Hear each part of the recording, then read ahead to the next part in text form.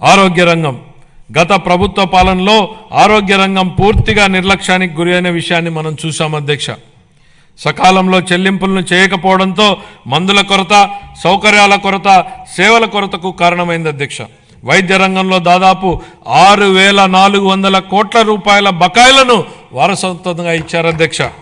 దీనిలో 1,624 కోట్ల రూపాయలను చెల్లించి తిరిగి గాడిలో పెట్టేటువంటి ప్రయత్నాలు ప్రారంభించాం. నిర్లక్ష్యానికి గురైన వైద్యారోగ్య రంగాన్ని గాడిలో పెట్టడమే కాకుండా ఈ శాఖకు సంబంధించి ప్రజారోగ్యానికి సంబంధించి మేనిఫెస్టోలో ఇచ్చిన హామీలను అమలు చేస్తున్నాం. దీనిలో భాగంగా ఇప్పటికే ఉన్న ఎన్టీఆర్ వైద్య సేవ పథకానికి తోడుగా ప్రతి కుటుంబానికి నాణ్యమైన వైద్య సేవలు అందించేందుకు పేద మధ్యతరగతి ప్రజలకు ఆసుపత్రులకు వెళ్లిన వెంటనే ఎటువంటి ఇబ్బంది లేకుండా కార్పొరేట్ వైద్యం అందేలా పథకాన్ని రూపొందించాం.